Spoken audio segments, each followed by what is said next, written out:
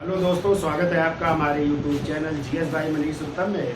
तो देखिए, आज चर्चा करनी है एक नए टॉपिक की, और वो है भारत में शिक्षा का विकास। तो देखिए, भारत में शिक्षा का विकास प्राचीन काल से ही होता आ रहा है। आप लोगों ने पढ़ा होगा कि प्राचीन काल में या वैदिक काल में जो है वैदिक शिक्षाएं दी जाती थी। कहाँ पे? गुरुकुलों में दी जाती थी। फिर आगे चल करके जो है बौद्ध शिक्षाएं, जैन शिक्षाएं भी दी जाती थी। और फिर इसके बाद जो है विश्वविद्यालय भी स्थापित हुए थे प्राचीन काल में। जैसे प्राचीन काल में आप लोगों ने देखा था कौन कौन से विश्वविद्यालय स्थापित हुए थे। तो प्राचीन काल में जैसे सबसे प्राचीन आपका तक्षशिला विश्वविद्यालय था। तक्षशिला विश्वविद्यालय, जहाँ पे शिक्षा किसने प्राप्त की थी? चाणक्य ने और जीवक ने, ठीक है, चंद्रगुप्त मौर्य ने, और कहते हैं चाणक्य तो वहाँ के आचार्य भी थे, ठीक है। दूसरा विश्वविद्यालय आप लोगों ने पढ़ा है नालंदा, ठीक है। और इस नालंदा विश्वविद्यालय की स्थापना किसने की थी? कुमार गुप्त महेंद्रगुप्त ने की थी, ठीक है। और इसी नालंदा विश्वविद्यालय में अध्ययन के लिए चीनी यात्री कौन आया था? वह सांग आया था। और उसके समय यहाँ के प्राचार्य कौन थे? शीलभद्र हुआ करते थे, ठीक है। फिर आप लोगों ने जो है वल्लभी विश्वविद्यालय का नाम सुना है, वल्लभी विश्वविद्यालय था। इसके अलावा आप लोगों ने कांची विश्वविद्यालय का, जो पल्लवों की राजधानी थी ना कांची, हाँ, तो कांची जो है विश्वविद्यालय हुआ करता था। फिर आप लोगों ने जो है विक्रमशिला विश्वविद्यालय के बारे में पढ़ा है। और इस विक्रमशिला विश्वविद्यालय की स्थापना किसने की थी? पाल वंश के शासक धर्मपाल ने की थी ना। तो ये जो है प्राचीन काल के जो है विश्वविद्यालय हुआ करते थे, ख्याति प्राप्त विश्वविद्यालय थे। और इन्हीं विक्रमशिला और नालंदा विश्वविद्यालय को नष्ट करने का कार्य किया था किसने? मोहम्मद गोरी के एक सेनापति जिनका नाम था बख्तियार खिलजी, ठीक है। फिर देखिए, मध्यकाल आते आते जो है मध्यकाल में फिर जो है शिक्षा के प्रमुख केंद्र हो गए थे।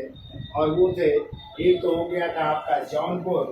तो जौनपुर जो है शिक्षा का केंद्र हुआ करता था। और जौनपुर को भारत का सिराज भी कहा जाता है। किस वंश के समय? सरकी वंश जब यहाँ पे स्थापित हुआ था, ठीक है। और मध्यकाल में जो है अजमेर भी जो है शिक्षा का केंद्र हुआ करता था। तो अजमेर में भी शिक्षा दी जाती थी, ठीक है।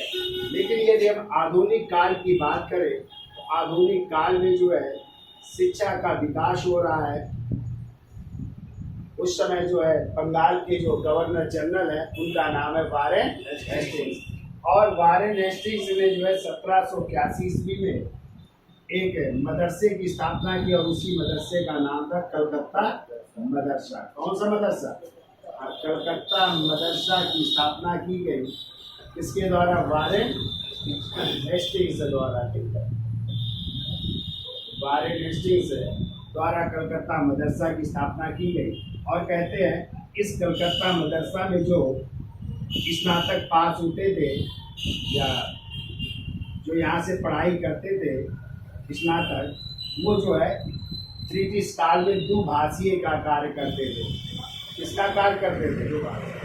दुभाषीय का, ठीक है, दुभाषीय का कार्य करते थे। और यहाँ पे किसकी शिक्षा दी जाती थी? तो फारसी की शिक्षा दी जाती थी और अरबी की शिक्षा दी जाती थी। फारसी और अरबी की शिक्षा दी जाती थी। और इसका जो प्रमुख होता था उसे नाजिम कहा जाता था।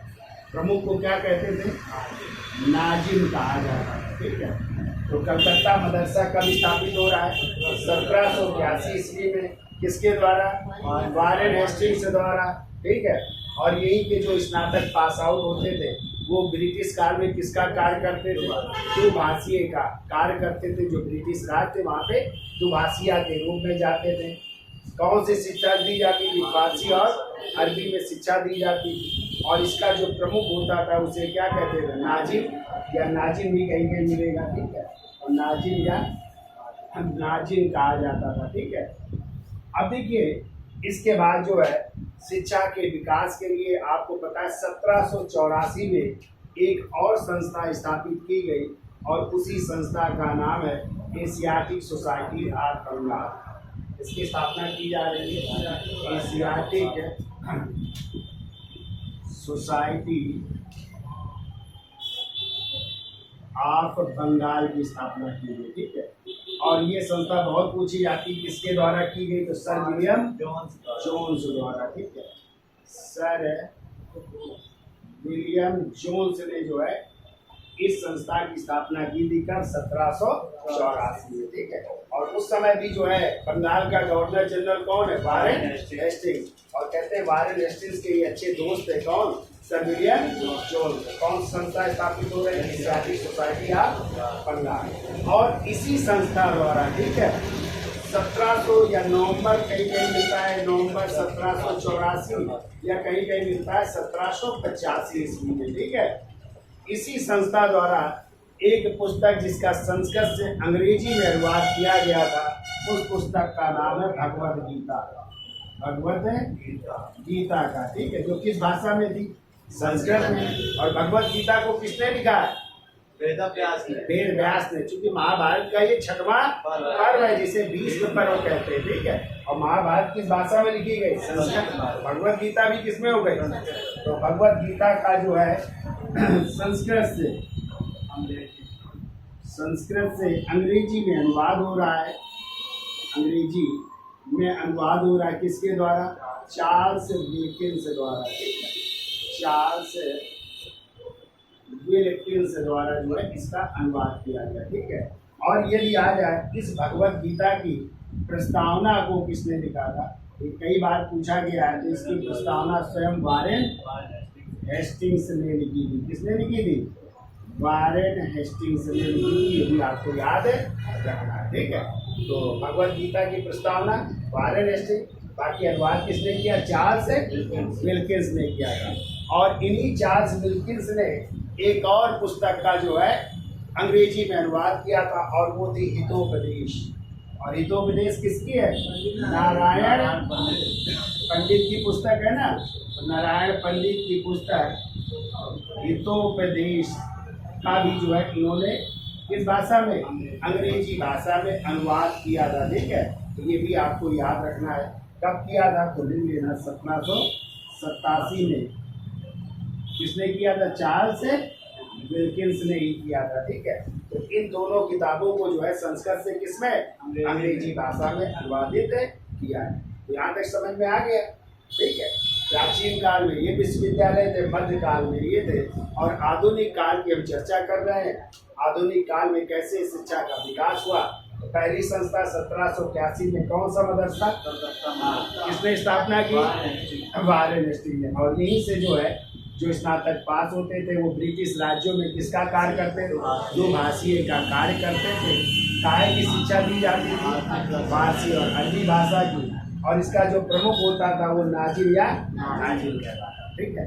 अब देखिए इसी समय वारेन हेस्टिंग्स के समय ही 1784 में एक संस्था स्थापित की जा रही है जिसका नाम है एशियाटिक सोसाइटी ऑफ, किसने की, सर विलियम जोन्स ने की। और इसी संस्था द्वारा पहली पुस्तक जिसका अंग्रेजी में अनुवाद हो रहा है, या तो आपको नवंबर 1784 मिलेगा या 1785 में। कौन सी किताब है, भगवद गीता का, जिसका संस्कृत से अंग्रेजी में अनुवाद किसने किया, चार्ल्स विल्किंस ने किया। और इसकी प्रस्तावना किसने लिखी थी, और इन्हीं चार्ल्स विल्किंस द्वारा एक और पुस्तक नारायण पंडित की पुस्तक हितोपदेश का भी 1787 में अंग्रेजी में अनुवाद किया, ठीक है।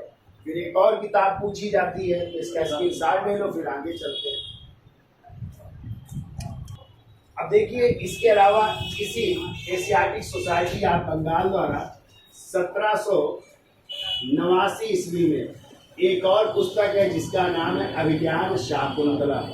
और अभिज्ञान शाकुंतलम किसकी है, कालिदास की है ना, अभिज्ञान शाकुंतलम।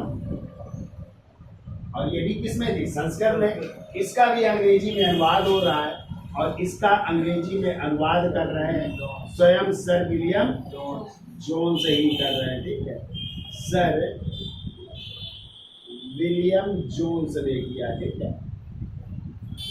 तो जिन्होंने एशियाटिक सोसाइटी ऑफ बंगाल की स्थापना की, जो उन्होंने किस पुस्तक का, अभिज्ञान, जो किसकी थी, कालिदास की थी, उसका भी अंग्रेजी में अनुवाद किया जा रहा है।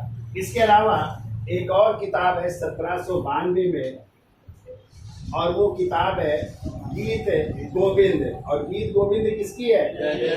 जयदेव की है ना। तो गीत गोविंद का भी जो है अंग्रेजी में अनुवाद हो रहा है, और किसके द्वारा हो रहा है? सर विलियम जोन्स द्वारा। यानी इन्होंने ही जो है गीत गोविंद का भी अंग्रेजी में अनुवाद किया। ठीक है। तो क्वेश्चन आता है एशियाटिक सोसाइटी ऑफ बंगाल द्वारा अनुवादित पहली पुस्तक कौन सी थी? तो आप मारेंगे भगवत गीता। ठीक। दूसरी थी फिर आपके अभिज्ञान शाकुंतलम, इसकी किसने अनुवाद किया था? सर विलियम जोन्स ने। ठीक है। इसके अलावा हमने आपको बताया कि चार्ल्स विल्किंस ने हितोपदेश का भी किया, वो 1787 में किया। फिर 1792 में गीत गोविंद का किसने किया? Sir William. और ये दिया जाए पहली पुस्तक कौन सी है जिसका अंग्रेजी में अनुवाद हुआ था? ठीक है। तो वो थी आपकी मनु स्मृति। तो देखो 1776 ईस्वी में, कहीं कहीं 1776 मिलता है, कहीं कहीं 1794 भी मिलता है। 1794 ईस्वी में, वैसे एनसीईआरटी पढ़ेंगे तो वहां पे 1776 ही है। ठीक है। तो 1776 में मनु स्मृति का अंग्रेजी में अनुवाद हुआ था। किस नाम से? तो ए कोड ऑफ जेंटू लॉ के नाम से। ए कोड ऑफ जेंटू लॉ के नाम से हुआ था। इसका अंग्रेजी में अनुवाद किया था A.B. हैवलैक ने। A.B. किसने किया था? हैवलैक ने किया था। ठीक है। या हेलहैक ने, एन.बी. हेलहैक है, N.B. लिख देते हैं, हेलहैक ने इसका जो है अंग्रेजी में अनुवाद किया था। किस नाम से? ए कोड ऑफ जेंटू। तो ये पहली किताब है जिसका जो है संस्कृत से अंग्रेजी में अनुवाद हो रहा है। कब हो रहा है? 1776। और कई कई किताबों में 1794 मिलता है, लेकिन एनसीईआरटी में 1776। ठीक है। और जबकि एशियाटिक सोसाइटी ऑफ बंगाल 1784 में स्थापित हुई। तो ये याद रहेगा। तो पहली किताब मनु किस नाम से? ए कोड ऑफ जेंटू लॉ के नाम से। ठीक है। किसने किया था? N.B. हेलहैक ने। ठीक है। फिर देखिए एक और संस्था स्थापित हुई थी पेरिस में। ठीक है। तो लिखिए पेरिस में उस संस्था का नाम था रॉयल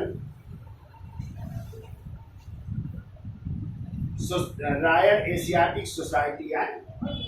रॉयल एशियाटिक सोसाइटी।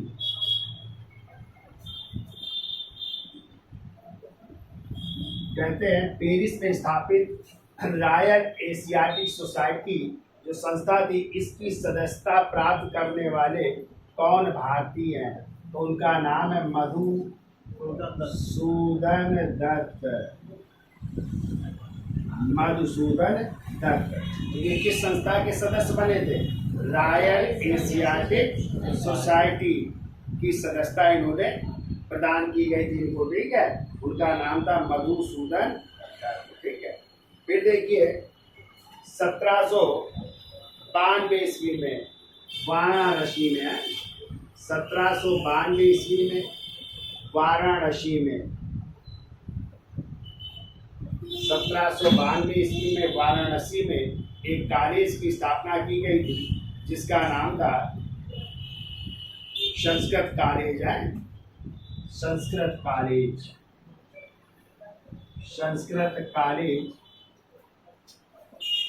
और इसकी स्थापना की थी एक ब्रिटिश रेजिडेंट, उनका नाम था जोनाथन डक्कन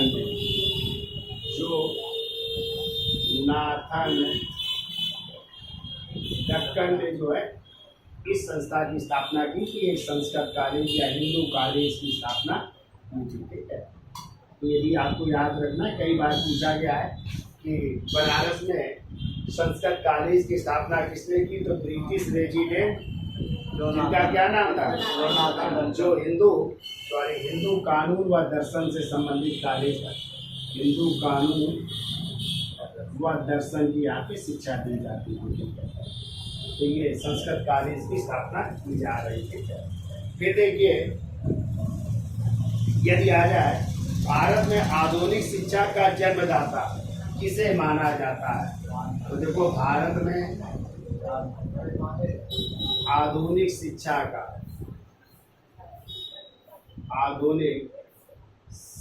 का जन्मदाता माना जाता है चार्ल्स ग्रांट को। ठीक है, किसे माना जाता है? चार्ल्स ग्रांट को माना है। कई बार क्वेश्चन आता है, लोग मैकाले मार आते हैं। मैकाले नहीं, मैकाले का तो निस्पंदन सिद्धांत है। ठीक है, छनन सिद्धांत है। उन्होंने अंग्रेजी शिक्षा को जो है लागू किया था, लेकिन आधुनिक शिक्षा के जन्मदाता पूछा गया तो क्या मारेंगे? चार्ल्स ग्रांट को माना जाता है। ठीक है, इन्होंने जो है एक सोसाइटी की स्थापना की थी और एक पुस्तक भी लिखी थी, इसलिए इन्हें आधुनिक शिक्षा का जन्मदाता माना जाता है। ठीक है, फिर देखिए 1800 ईस्वी में लॉर्ड बेले जरी के समय, कलकत्ता में किसकी स्थापना की गई थी? फोर्ट विलियम की। किसकी?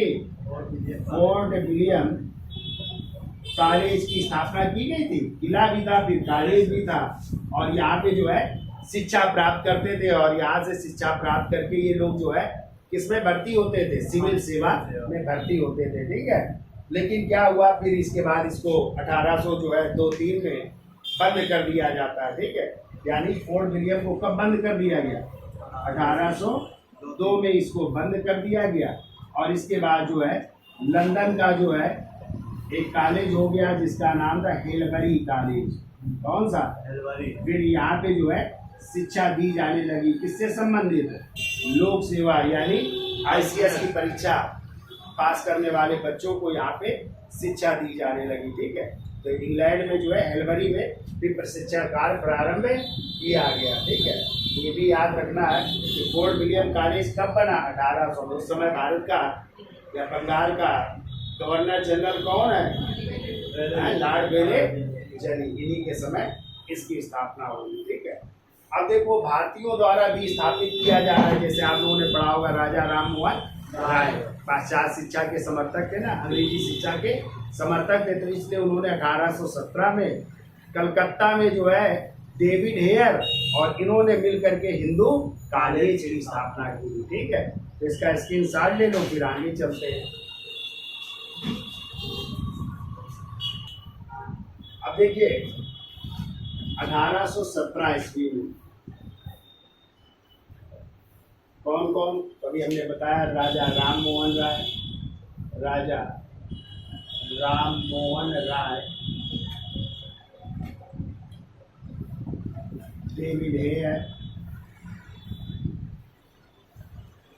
डेविड हेयर, हाइड ईस्ट,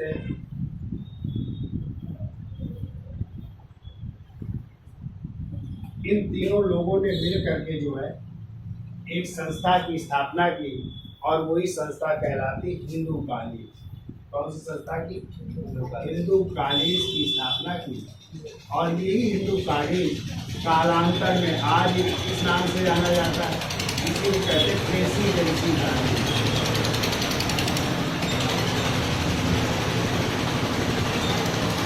इस कॉलेज से नाम से जाना जाता है, प्रेसिडेंसी कॉलेज के नाम से जाना जाता है। ठीक है, तो 1817 में किसने राजा राम मोहन राय, डेविड हेयर और सर हाइड ईस्ट ने जो है मिलकर के कौन सी स्थापना की? कहाँ पे की?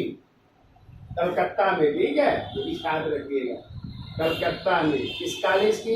हिंदू कॉलेज की स्थापना की, जो कालांतर में किस नाम से जाना गया? प्रेसिडेंसी कॉलेज बन गया। ठीक है, फिर देखिए 1820 में डेविड हेयर हेयर ने जो है कलकत्ता में एक बिशप कॉलेज की स्थापना की। किसकी स्थापना की? आप बोले जो कलकत्ता में एक बिशप कॉलेज की स्थापना, बिशप कॉलेज की स्थापना की जा रही। ठीक है, याद हो जाएंगे। 1817 में तीनों लोगों ने मिलकर के कलकत्ता में हिंदू कॉलेज, जिसको आज किस नाम से जानते हैं? प्रेसिडेंसी। और 1820 में डेविड हेयर ने कलकत्ता में किस? बिशप कॉलेज की स्थापना। ठीक है, अब देखिए आप लोगों ने संविधान में पढ़ा है 1813 का चार्टर एक्ट पढ़ा है, और इसी 1813 के चार्टर एक्ट के समय, ठीक है, तो 13 में जो है चार्टर एक्ट जब आया तो गवर्नर जनरल को ये अधिकार दिया गया। ठीक है, क्योंकि कहाँ का गवर्नर जनरल? बंगाल का। तो बंगाल के गवर्नर जनरल को अधिकार दिया गया कि भारतीय शिक्षा के विकास के लिए कितने लाख रुपए? 1 लाख रुपए वार्षिक खर्च करने का प्रावधान किया गया था। ठीक है, तो लिख लो, भारतीय शिक्षा के विकास के लिए, भारतीय शिक्षा के विकास के लिए कितने लाख रुपए? 1 लाख रुपए, वो भी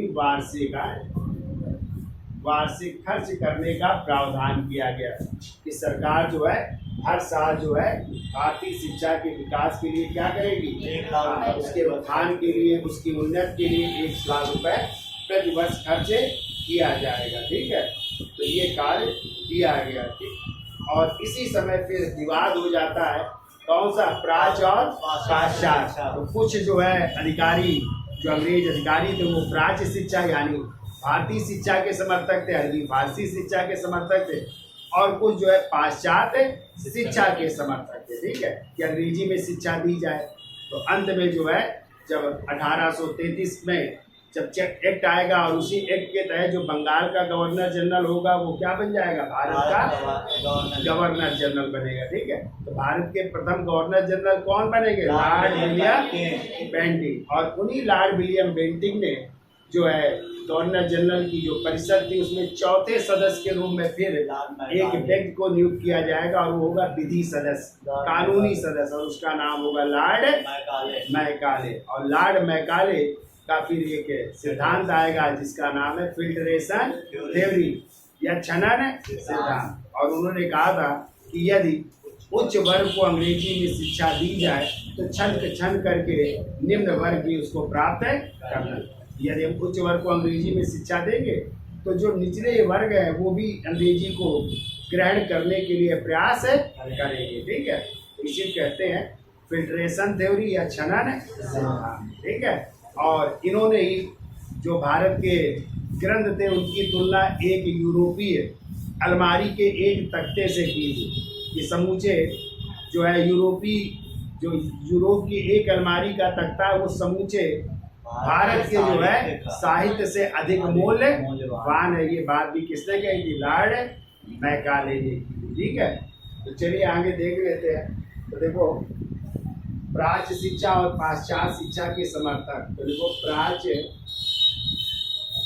शिक्षा के समर्थक पूछा जाता है। ठीक है, तो प्राच्य शिक्षा के समर्थक थे H.T. प्रिंसेप और H.H. विल्सन। H.T. प्रिंसेप और H.H. विल्सन थे। ठीक है, ये प्राच्य शिक्षा के समर्थक थे कि यानी भारतीय भाषा में शिक्षा दी जाए, जबकि पाश्चात्य शिक्षा के समर्थक, पाश्चात्य शिक्षा के समर्थक, तो उसमें कौन कौन थे? पाश्चात्य शिक्षा के समर्थक में उसमें थे आपके जो है लॉर्ड मैकाले, मुनरो और एल्फिंस्टन। मुनरो, एल्फिंस्टन और मैकाले, लॉर्ड मैकाले। ठीक है, और इन्हीं मैकाले का कौन सा सिद्धांत था? छनन सिद्धांत या फिल्ट्रेशन थ्योरी था। ठीक है, और इन्होंने जो है भारत के जो है साहित्य की तुलना किससे की थी? यूरोप के एक अलमारी के तख्ते से है। यूरोप के एक अलमारी के तख्ते से की थी, तख्ते से की थी भारत के साहित्य की तुलना। ठीक है, कहा था समस्त भारत के साहित्य से अधिक मूल्यवान है। ठीक है, ये बात की थी उन्होंने। ठीक, अब देखो जब प्राच्य और पाश्चात्य विवाद गहराया तो उसी समय जो है जो भारत के गवर्नर जनरल है लॉर्ड विलियम बेंटिंग है, लॉर्ड विलियम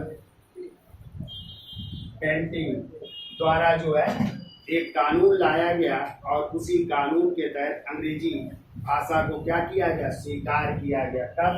7 मार्च 1835 को। ठीक है, किस भाषा को स्वीकार किया जा रहा है?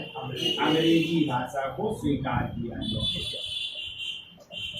क्योंकि लॉर्ड मैकाले थे ही और इनकी अध्यक्षता में जो है एक आयोग भी गठित हुआ था। ठीक है, जबकि एक क्वेश्चन और आता है कि शिक्षा का अधोमुखी सिद्धांत किसका था? तो शिक्षा का अधोमुखी सिद्धांत था लॉर्ड ऑकलैंड का था। ठीक है, लॉर्ड ऑकलैंड का माना जाता है। ठीक है, इन्होंने भी प्रयास किया था। और बाकी फिल्ट्रेशन थ्योरी आ जाए तो वो किसका था? लॉर्ड मैकाले का था। किसका था? लॉर्ड मैकाले का था। ठीक है, तो ये भी आपको याद रखना। इतनी चीजें याद हो जाएंगी। प्राच्य शिक्षा और पाश्चात्य शिक्षा के समर्थक तो प्राच्य के थे एस टी प्रिंसेप और एच एस विल्सन। पाश्चात्य शिक्षा के थे मुनरो, जिनका नाम थॉमस मुनरो था। एल्फिंस्टन महोदय, जिन्होंने मोहम्मद बिन तुगलक को पागल बादशाह कहा, पढ़ा है? हाँ। और लॉर्ड मैकाले जो विधि सदस्य के रूप में आ रहे, कानूनी सदस्य के रूप में आ रहे, और इन्होंने ही एक सिद्धांत दिया था छनन या फिल्ट्रेशन थ्योरी। उच्च वर्ग को अंग्रेजी में शिक्षा दी जाएगी तो निम्न वर्ग भी उसको प्राप्त करेगा। ठीक है, चलिए इसके बाद आगे क्या घटनाएं हो रही तो इसका स्क्रीनशॉट ले लो, फिर आगे चलते। तो देखिए 1847 ईस्वी में उस समय जो है भारत के गवर्नर जनरल है लॉर्ड डलहौजी, लॉर्ड डलहौजी। और इन्हीं लॉर्ड डलहौजी के समय उत्तर भारत के लेफ्टिनेंट गवर्नर थे, लेफ्टिनेंट गवर्नर, और उनका नाम था जेम्स टॉमसन, जेम्स टॉमसन। और इन्हीं जेम्स टॉमसन ने जो आज का रुड़की इंजीनियरिंग कॉलेज है ना, IIT रुड़की भी हो गया है, तो रुड़की इंजीनियरिंग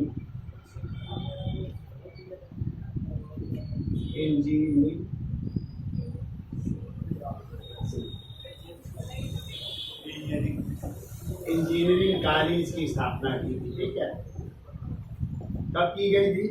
1847 में। किसके समय? लॉर्ड डलहौजी के समय। किसने की थी?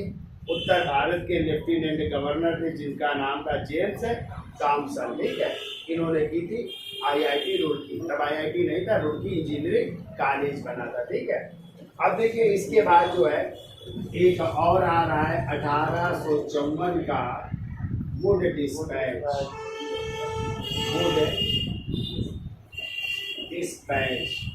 और क्वेश्चन आता है कि इसे भारतीय शिक्षा का मैग्ना कार्टा कहा जाता है। ठीक है, तो इसी 1854 के वुड डिस्पैच को भारतीय शिक्षा का मैग्ना कार्टा का मतलब होता है अधिकार पत्र है या महाअधिकार पत्र कहा जाता है। ठीक है, तो किसकी अध्यक्षता में आया? तो इसके अध्यक्ष थे चार्ल्स वुड थे। कौन थे?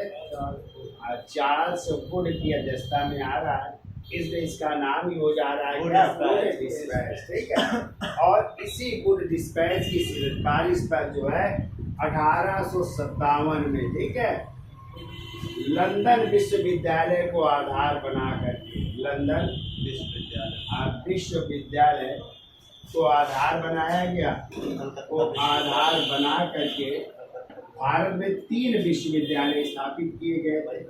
एक आपका था कलकत्ता विश्वविद्यालय पहला, फिर दूसरा था मद्रास विश्वविद्यालय और तीसरा था बम्बई या आज का मुंबई विश्वविद्यालय, ये स्थापित हो रहे हैं। ठीक है, ये तीनों विश्वविद्यालय स्थापित हो रहे हैं किस सिफारिश पर? तो बोर्ड डिस्पैच की सिफारिश पर। ठीक है, उन्होंने सिफारिश की थी कि विश्वविद्यालय स्थापित होने चाहिए। तो कब हो रहे हैं? और किस विश्वविद्यालय को आधार बनाया गया?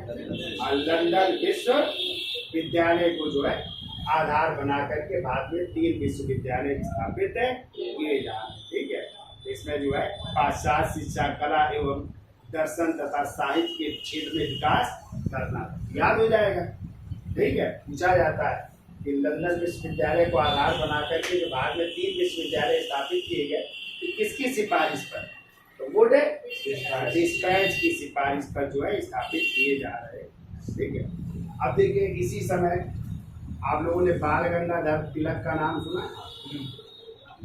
बाल गंगाधर तिलक अभी एग्जाम में आया था, तो दक्कन एजुकेशन सोसाइटी की स्थापना की थी। ठीक है, तो बाल गंगाधर तिलक तथा आगरकर